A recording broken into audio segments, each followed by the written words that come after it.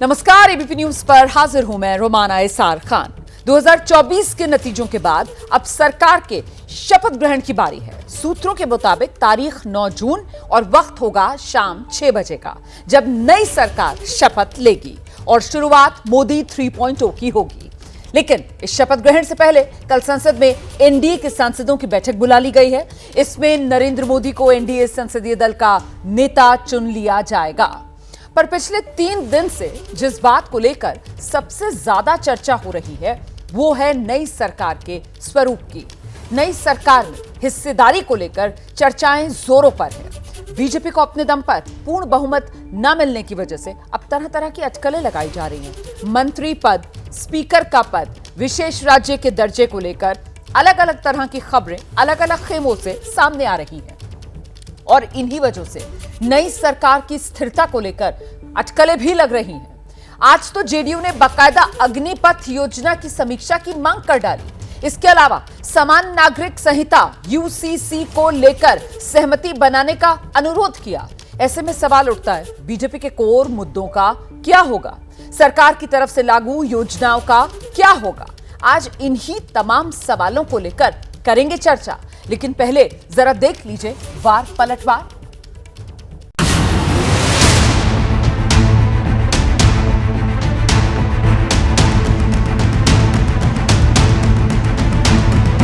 NDA के साथ हैं, पूरी मजबूती के साथ हैं, पूरी मजबूती के साथ एनडीए के साथ रहें। अग्निवीर योजना को लेकर के मतदाताओं के एक हिस्से में नाराजगी रही है। हमारी पार्टी चाहती है कि विस्तार से उन कमियों खामियों को दूर किया जाए। हम इसके विरुद्ध नहीं हैं।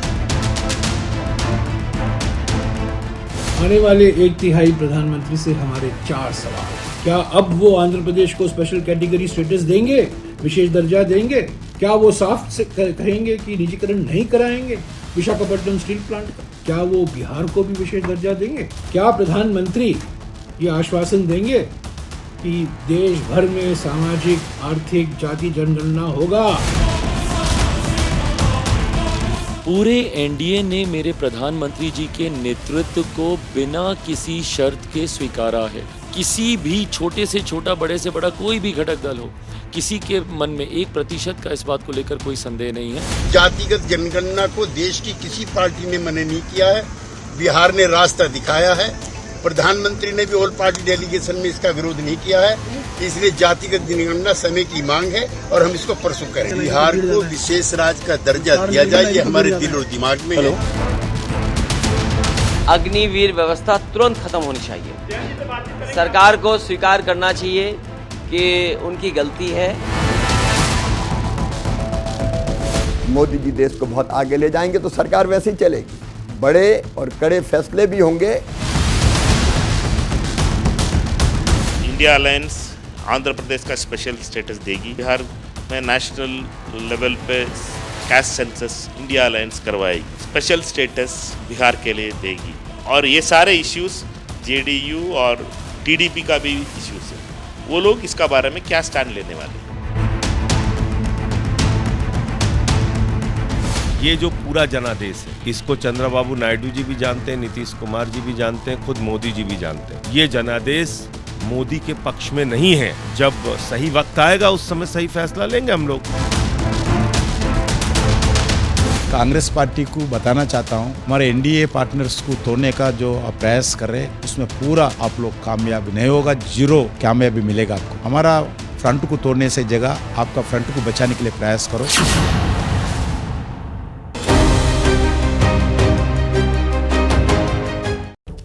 तीसरी सरकार क्या सभी बाधाएं पार, इस पर चर्चा करेंगे। लेकिन इस बीच एक बहुत बड़ी खबर आ रही है। मंडी से सांसद चुनी गई कंगना रनौत, उन्हें थप्पड़ मारने की खबर है। इस वक्त की बड़ी खबर, कंगना रनौत को थप्पड़ मारा गया है। और जो जानकारी मिल रही है शुरुआती, उसके मुताबिक चंडीगढ़ एयरपोर्ट पर सीआईएसएफ की महिला जवान, जिन पर आरोप है कि उन्होंने एयरपोर्ट पर कंगना रनौत को थप्पड़ जड़ दिया। जो शुरुआती जानकारी मिल रही है उसके मुताबिक ये जो सीआईएसएफ की महिला जवान थी, ये नाराज थी कंगना रनौत सबसे नाराजगी इनको इस बात को लेकर थी कि किसान आंदोलन के दौरान जो कंगना रनौत का रुख रहा है, उसी की वजह से नाराजगी इस हद तक कि सीआईएसएफ की महिला गार्ड ने कंगना रनौत को एयरपोर्ट पर थप्पड़ जड़ा है। हमारे सहयोगी सचिन इस वक्त मौजूद हैं और क्या डिटेल सामने आ रही हैं, सचिन?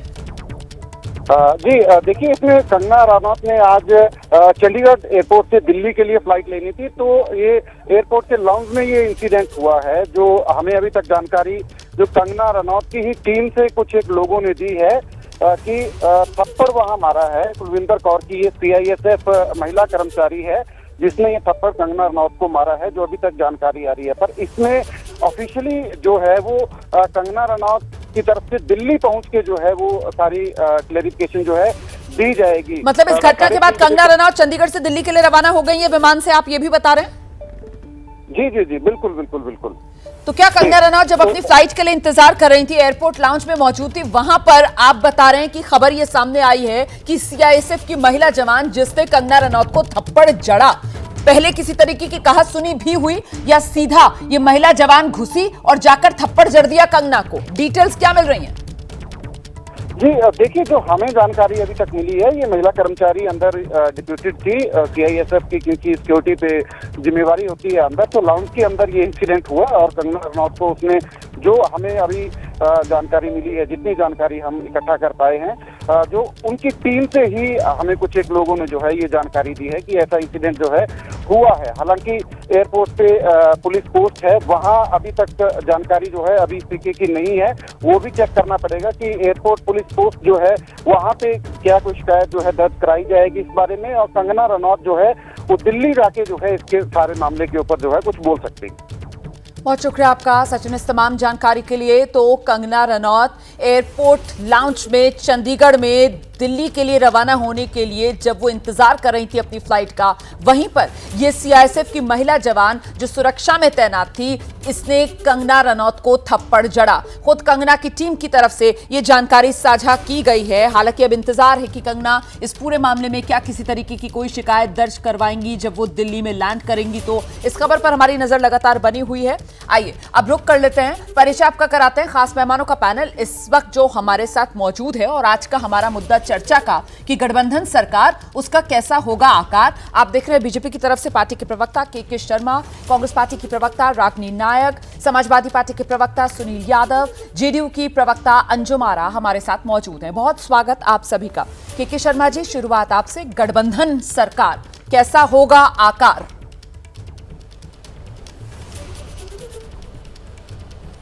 स्वाभाविक रूप से रोमाना जी, अब बिल्कुल स्पष्ट है, माननीय प्रधानमंत्री नरेंद्र मोदी जी लगातार तीसरी बार इस देश के प्रधानमंत्री के पद की शपथ लेंगे। और जो 4 तारीख के परिणाम आए और उसके बाद 5 तारीख को जो एनडीए गठबंधन की जो बैठक हुई है, उसमें हमारे सभी सहयोगी दलों ने बिना शर्त जो है अपने समर्थन की बात की है। और मंत्रिमंडल कैसा होगा, ये इसका विस्तार और इसमें कौन कौन लोग पार्टिसिपेट करेंगे, ये प्रेरोगेटिव जो है ये माननीय प्रधानमंत्री जी का खुद का होता है। कोई भी मंत्रिमंडल माननीय प्रधानमंत्री जी स्वयं बनाते हैं। तो इस पर विचार करेंगे कि किसको कहाँ स्थान देना है, कहाँ किसकी उपयोगिता है जी, और उसके अनुसार उनको स्थान देकर और एक अच्छे मंत्रिमंडल का गठन होगा। और फिर एक बार जो है जो हमारी विकास की गति है उसको हम नई अंजाम देंगे जी। तो रागिनी नायक, आपने सुना के शर्मा ये कह रहे हैं कि बिना शर्त समर्थन की बात हमारे सहयोगी कह रहे हैं, और प्रधानमंत्री नरेंद्र मोदी तीसरी बार नई सरकार में पीएम पद की शपथ लेने के लिए तैयार हैं। तो मतलब तीसरी सरकार और सारी बाधाएं पार। रागिनी जी? रोमाना, मोदी सरकार के तो दिन लग गए, पर कमर कस लीजिएगा, क्योंकि एनडीए सरकार की जब भी आगे आने वाले समय में बात करेंगी तो उसके आकार नहीं, उसके अंदर के विकार के बारे में बात करनी पड़ेगी। और ये बात तो मोदी जी भी बहुत अच्छे से समझते हैं, क्योंकि जो तानाशाह है ना, उसके लिए गठबंधन की सरकार चलाना इतनी टेढ़ी खीर है कि वो ना निगली जाएगी ना उगली जाएगी। और परसों यानी कि नतीजे के दिन से जो चेहरे का रंग उड़ा हुआ है ना मोदी जी का, वो कहीं ना कहीं इस बात का प्रत्यक्ष प्रमाण है कि एनडीए की सरकार कितनी बेनूर होने वाली है। क्योंकि गठबंधन की सरकार चलाने के लिए 56 इंच का सीना नहीं चाहिए होता है, एक बहुत बड़ा दिल चाहिए, और मोदी जी का दिल बहुत पहले पथरा गया। अब देखिए, दो प्रमुख दल हैं जिनके बिना एनडीए सरकार चल नहीं सकती, जदयू और टीडीपी। आपने अपनी रिपोर्ट में भी दिखाया। मैं 2-3 बातें जल्दी जल्दी बोलना चाहती हूँ। देखिए, सबसे पहले तो 30 अप्रैल 2014 के दिन तिरुपति में भगवान के घर पे खड़े होकर नरेंद्र मोदी जी ने विशेष राज्य देने का वादा किया था आंध्र प्रदेश को। 10 साल से वो वादा पूरा नहीं। चंद्रबाबू नायडू जी ने अपने मैनिफेस्टो में लिखा कि हज जाने वाले हर मुसलमान को 1 लाख रुपए की धनराशि दी जाएगी। क्या मोदी जी देंगे? उन्होंने लिखा कि दुल्हन स्कीम के चलते हर गरीब मुसलमान जोड़े को निकाह करते हुए 1 लाख रुपए की धनराशि दी जाएगी। क्या नरेंद्र मोदी जी देंगे? और आज तो अग्निवीर पर इतना बड़ा सवाल जदयू ने उठा दिया। जातिगत जनगणना जो नीतीश कुमार जी के मुख्यमंत्री रहते हुए हुई, क्या मोदी जी जिसका विरोध करते रहे पूरे देश में करवाएंगे?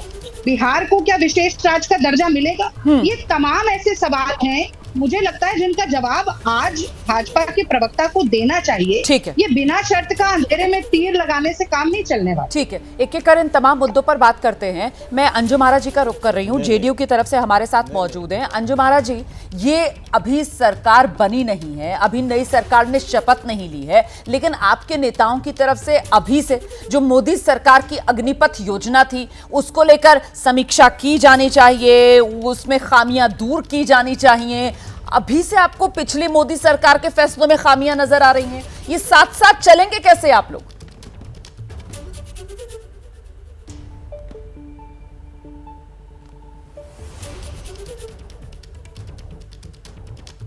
अंजुम आरा जी, आपको मेरी आवाज मिल रही है? अच्छा, उनसे हमारा संपर्क नहीं हो पा रहा है। चलिए, मिल रही रोमाना जी, मिल रही है तो फिर जवाब दीजिए। मैं आपसे सवाल ये पूछ रही हूं कि अभी आप लोगों की नई सरकार बनी नहीं है, सरकार का शपथ अभी हुआ नहीं है, और अभी से जो मोदी सरकार की अग्निपथ योजना थी उसको दुरुस्त करने की बात आप लोग कर रहे हैं, उसमें खामियां आप लोग देख रहे हैं और दिखा रहे हैं देश को। ऐसे कैसे सरकार चलेगी? देखिए रुमाना जी, देश की जनता ने और बिहार की जनता ने भी एनडीए गठबंधन को आदरणीय प्रधानमंत्री श्री नरेंद्र मोदी जी के लीडरशिप को अपना फुल मैंडेट दिया हुआ है। और अग्निवीर जो हमारी योजना रही है उसको लेकर के हमारे राष्ट्रीय प्रवक्ता आदरणीय श्री केसी त्यागी जी ने अपनी बातों को स्पष्ट कर दिया है। देखिए, बिहार में आदरणीय नीतीश कुमार जी के लीडरशिप में एनडीए की जो गवर्नमेंट रही है, उन्होंने बदहाल बिहार को विकासशील बिहार बनाया है। यहाँ 7 निश्चय पार्ट 2 के माध्यम से युवा शक्ति बिहार की प्रगति के माध्यम से यहाँ के लड़के जो हैं वो पढ़ाई कर रहे हैं, आगे बढ़ रहे हैं। महिला सशक्तिकरण की दिशा में बिहार ने एक राष्ट्रीय पटल पे लंबी, मतलब आप ये कह रही है कि समीक्षा होनी चाहिए, अग्निपथ को दुरुस्त करने की जरूरत है, ये यही कह रही है ना आप कि अग्निपथ योजना को दुरुस्त करने की जरूरत है? इसी पर आ रही हैं आप?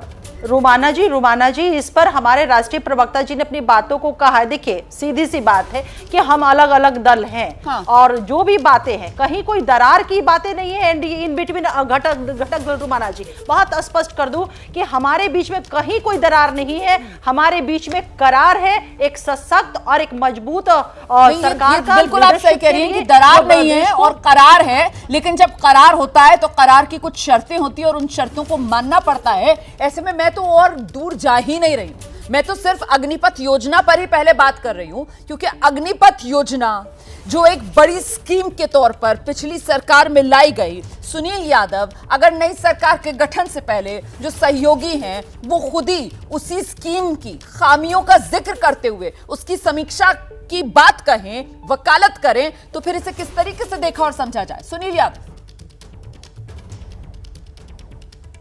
देखिए रोमाना जी, मान लीजिए कि अगर पूरे देश में इस बात की चर्चा चल रही है कि बीजेपी की सरकार बनने जा रही है, तो जो सहयोगी हैं, नीतीश जी समाजवादी विचारधारा के व्यक्ति हैं, वो भारतीय जनता पार्टी की सरकार से, मोदी जी से कहेंगे कि आप जाति जनगणना कराइए, अग्निवीर को आप कैंसिल करिए, आप मुसलमानों के खिलाफ मत बोलिए, आप पिछड़ों का आरक्षण मत छीनिए, दलितों का आरक्षण मत छीनिए, किसानों पर थार मत चढ़ाइए, किसानों पर गोली मत चलाइए। तो आप सोचिए, अभी भारतीय जनता पार्टी ने तो नहीं कहा ना कि मोदी जी प्रधानमंत्री होंगे बीजेपी की तरफ से, नारसेस ने कहा है। अभी तो ये मोदी और शाह जी ही सब कुछ करते जा रहे हैं कि नहीं हम शपथ लेने जा रहे हैं, प्रस्ताव आ गया है।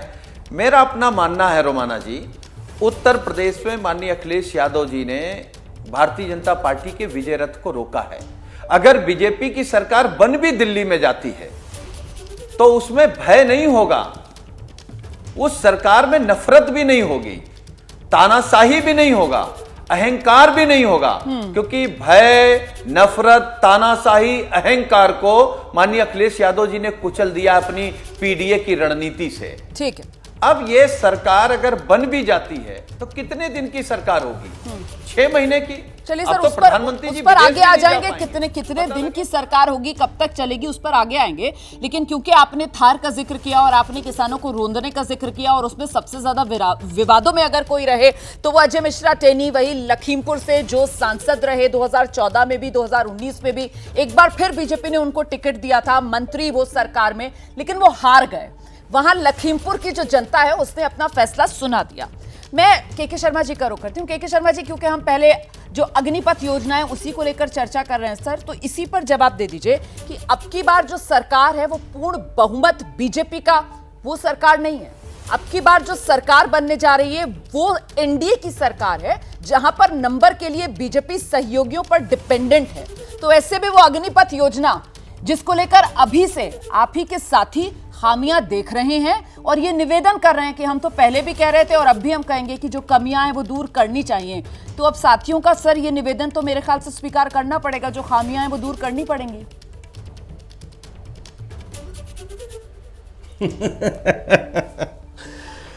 मुझे बड़ी हंसी आ रही है इस डिबेट में कि बाहर आप मीडिया चैनल में बैठ के सब चीज़ तय कर रही हैं एजेंडा, लेकिन मैं पहले ये बता दूं कि ना 10 साल की जो हमारी सरकार थी, ना उसमें भय था, ना उसमें नफरत थी, ना तानाशाही थी, कुछ भी नहीं था।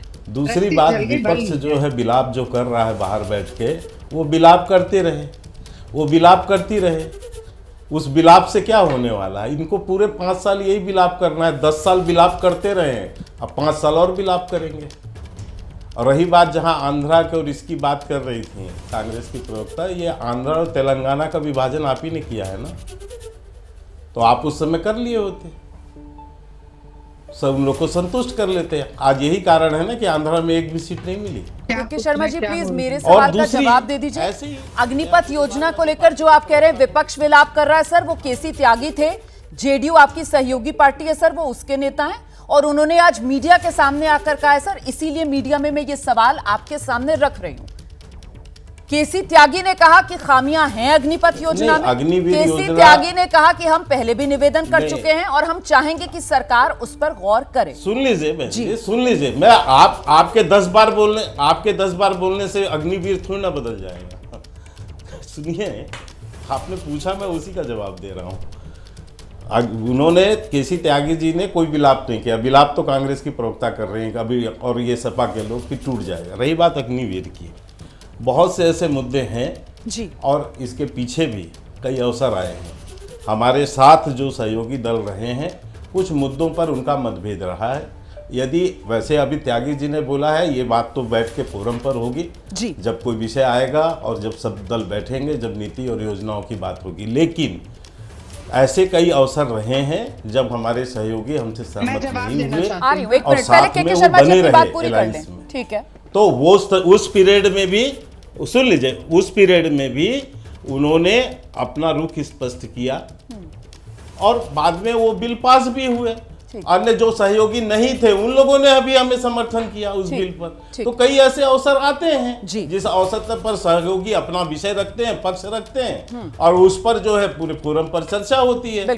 लेकिन जो हमें करना है, जो काम हमने आगे किया है, जो नीतियां बनी है, कानून बने हैं, वो चीज आगे चलती रहेंगी, उसमें कोई दिक्कत नहीं। उसमें कोई दिक्कत नहीं है। अंजू महाराज जी को जरा स्क्रीन पर लेकर आइए। अंजू महाराज जी, आपके नेताओं को इतनी समझ नहीं है कि गठबंधन धर्म उनको निभाना चाहिए? अगर उनको किसी तरीके की कोई शिकायत है, सरकार की नीति को लेकर कोई खामी उनको नजर आ रही है, तो मीडिया के सामने आकर क्यों रख रहे हैं ये बात? अगर मीडिया के सामने आकर रखेंगे ये बात, तो मीडिया तो फिर वो सवाल सामने उठाएगी ना और बीजेपी से सवाल पूछेगी और फिर बीजेपी को ये अच्छा नहीं लगेगा। तो आप लोग क्या चाह रहे हैं? आप लोग चाह नहीं रहे हैं गठबंधन बने? अंजू महाराज जी, क्या खेल खेल रहे हैं आप लोग बीजेपी के साथ, ये बताइए मुझे। नहीं, रोमाना जी, बीजेपी को अच्छा नहीं लग रहा है, ये कहना उचित नहीं है। अभी हमारे पैनल में बीजेपी के हमारे सम्मानित प्रवक्ता है, उन्होंने स्पष्ट किया कि विभिन्न पार्टियों को मिलकर के अलायंस हुआ है और सभी पार्टियों की अपनी अपनी एक विचारधाराएं हैं और ये डेमोक्रेसी का सबसे खूबसूरत बेहतरीन ये रूप है कि कोई भी पार्टी या घटक दल या नेता अपने पार्टी के विचारधारा के या जनता के भावनाओं के अनुरूप अपनी बातों को बहुत ही फ्री होकर के रख रहे हैं। सर, डेमोक्रेसी की भावना तो मैम ये भी है ना कि मीडिया के सामने अगर कोई बात कही जा रही है तो मीडिया पलटकर उस पर सवाल पूछेगी, लेकिन ये सवाल जो है वो आप लोगों को चुभते हैं ना फिर जब सवाल पूछे जाते हैं। इसीलिए मैं कह रही हूं कि गठबंधन की बात है तो बंद कमरों में ही करा करो ना फिर इस तरीके की बातें। आप जनता के सामने आकर मीडिया के कैमरों पर आकर इस तरीके की बातें क्यों करते हो? कांग्रेस की तरफ से रागिनी नायक का, रागिनी जी, गठबंधन सरकार को लेकर इतनी आशंकाएं कांग्रेस के मन में हैरान करती हैं, क्योंकि मुझे 2004 याद आता है, तब तो कांग्रेस अपने दम पर महज 145 सीटें लेकर आई थी, बावजूद उसके यूपीए की सरकार बढ़िया तरीके से चली। अच्छा, 1991 का मैं जिक्र कर रही हूं, 2009 का इसलिए नहीं कर रही हूं क्योंकि उसके आखिरी साल तो किस तरीके से वो पॉलिसी पैरालिसिस और सरकार आईसीयू में इस तरीके की बातें हुई, लेकिन 1991 वाली सरकार में जो पीवी नरसिम्हा राव साहब थे उसमें कांग्रेस की 244 सीटें थी और वो तो ऐसी कांग्रेस की सरकार थी गठबंधन वाली जिसमें लिबरलाइजेशन, ग्लोबलाइजेशन जैसे बड़े बड़े ऐतिहासिक फैसले उस समय की सरकार ने लिए। फिर आपको ये 240 जो बीजेपी अपने दम पर लेकर आई है और अब की बार एनडीए सरकार के लिए तैयार है, इसको लेकर चुनौती पेश बीजेपी को आएगी, आशंका क्यों? क्योंकि वो कांग्रेस द्वारा चलाई जा रही गठबंधन की सरकार थी और ये भाजपा द्वारा चलाई जा रही ठगबंधन की सरकार। कांग्रेस के उदार और समावेशी नीतियां जो हैं, दरिया दिली के साथ सबको साथ लेकर चलने का जज्बा जो है, वो आपने इंडिया गठबंधन में भी देखा हो। बहुत सी बार ये जब हमारी चर्चा हुई रोमाना, पहले तो ये कहा जा रहा था कांग्रेस सीट शेयर नहीं करेगी, कांग्रेस बिग ब्रदर के एटीट्यूड में है। हमने वो सारे भ्रम तोड़े और ये साबित किया कि कांग्रेस पार्टी एक ऐसे धागे के रूप में है जिसने सभी मोतियों को साथ में पिरोया और भारतीय जनता पार्टी की 60 से 65 सीटें कम हुई। मैं एक बात भाजपा के प्रवक्ता से जरूर कहना चाहती हूँ कि आपकी रस्सी जल गई पर बल नहीं गया। आपकी 60-65 सीटें जनता ने इसी अहंकार के कारण कम की जो आज आप चैनल पर दिखा रहे हैं। व्यक्तिगत होना बहुत आसान है भाई साहब, ये कहना कि कांग्रेस की प्रवक्ता विलाप कर रही हैं, पर जनता ने आपको विलाप करने के लिए मजबूर किया। और मैं एक छोटा सा उदाहरण देती हूँ रोमाना, जब भारतीय जनता पार्टी किसी भी क्षेत्रीय दल के साथ हाथ मिलाती है तो उसका क्या, ये कुंभकर्ण की तरफ हा करना बंद करिए, बात सुनिए।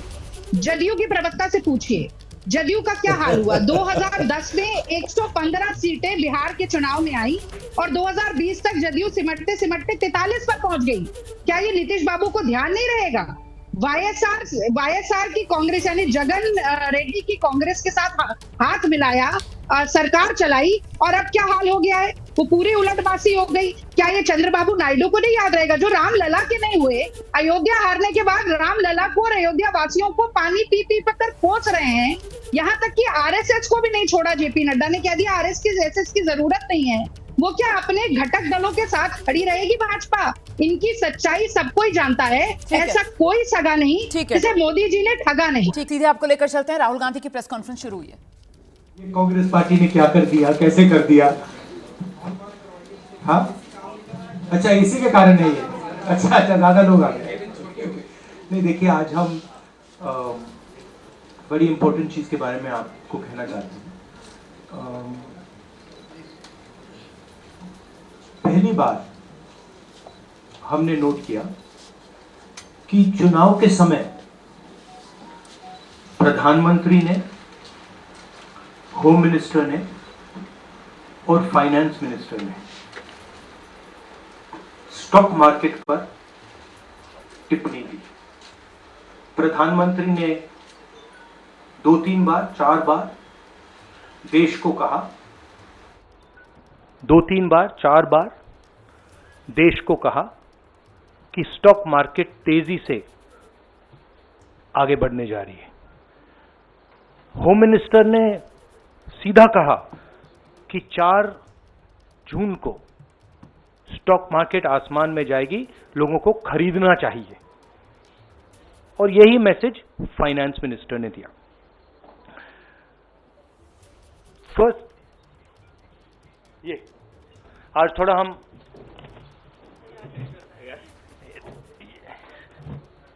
तो ये क्रोनोलॉजी है।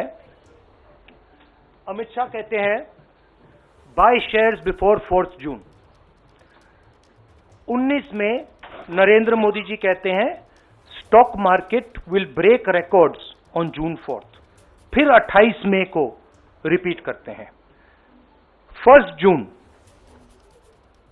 मीडिया झूठे एग्जिट पोल रिलीज करती है। बीजेपी का ऑफिशियल जो इंटरनल सर्वे था वो उनको 220 सीट दे रहा था। तो ये इंफॉर्मेशन बीजेपी के लीडर्स के पास था। इंटेलिजेंस एजेंसीज ने 200 और 220 के बीच में सरकार को बताया था कि उनकी सीट्स आ रही हैं। 3 जून को स्टॉक मार्केट सारे रिकॉर्ड तोड़ देता है और 4 जून को खटाक से स्टॉक मार्केट अंडरग्राउंड चला जाता है। अगला स्लाइड दिखाइए जरा।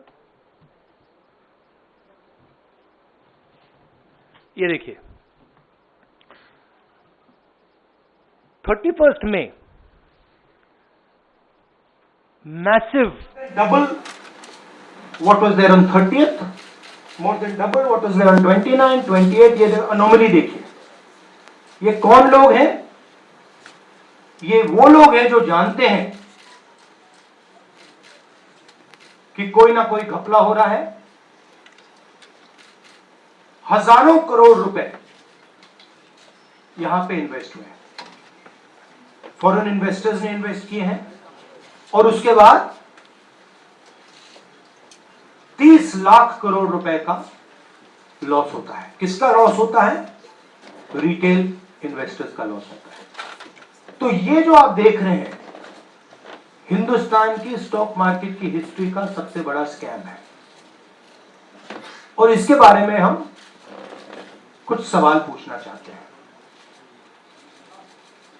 पहला सवाल, why did PM and HM give specific investment advice to the 5 crore families investing in the stock market? Is it their job to give investment advice?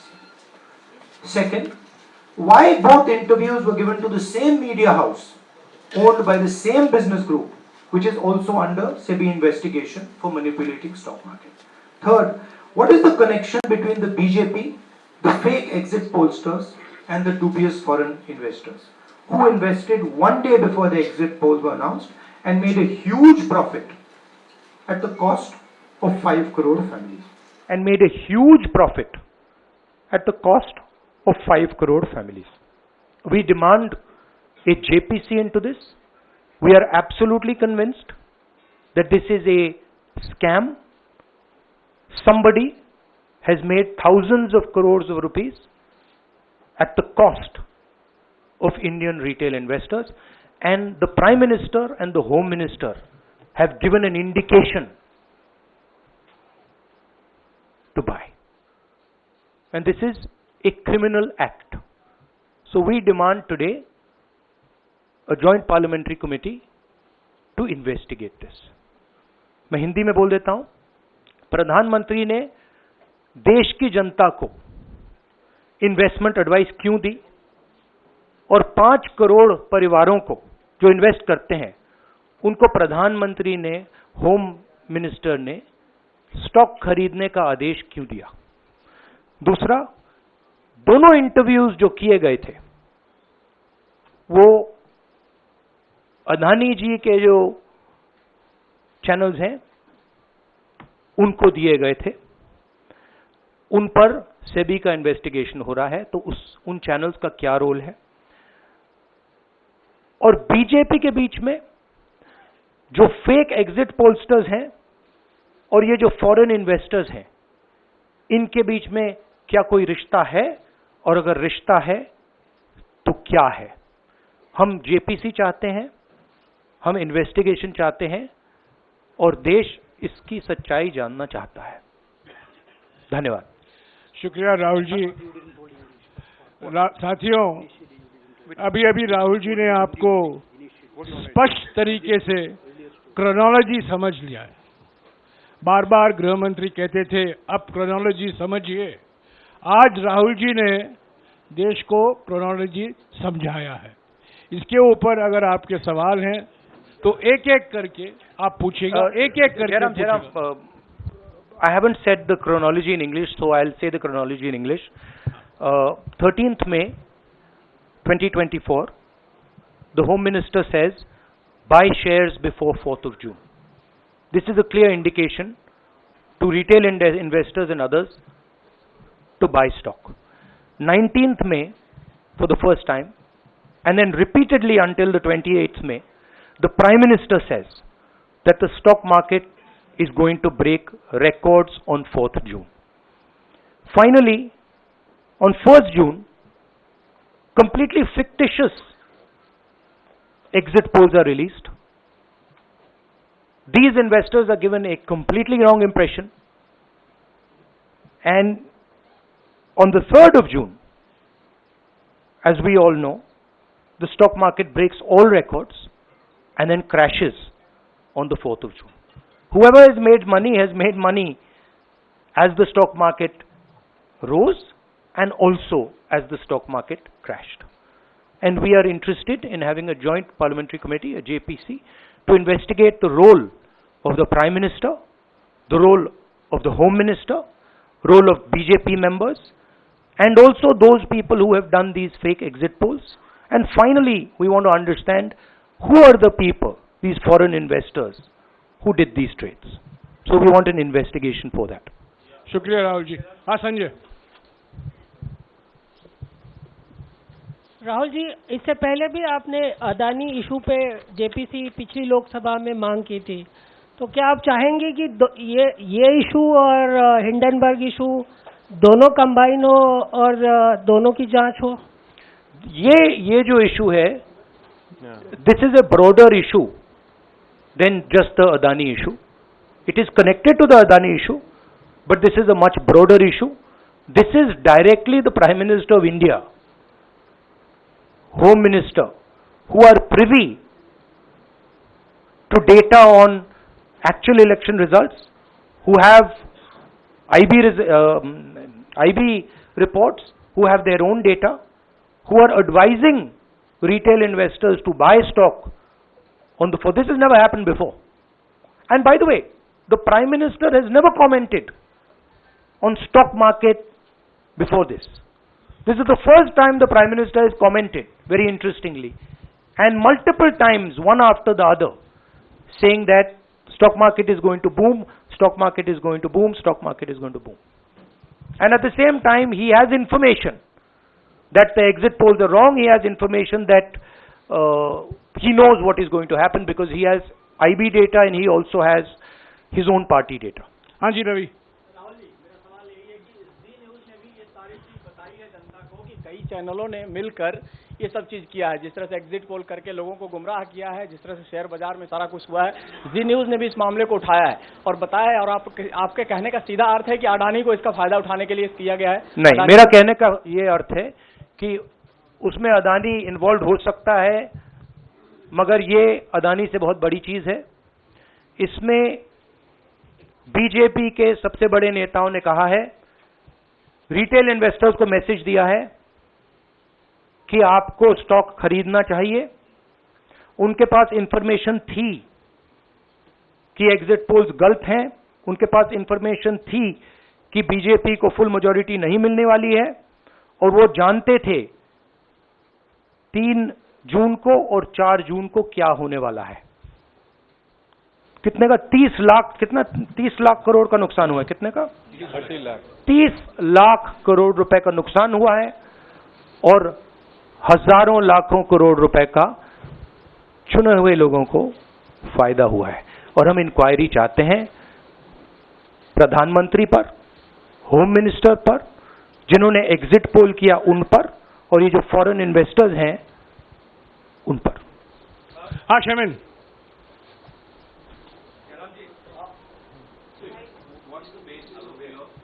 बहुत दूर है।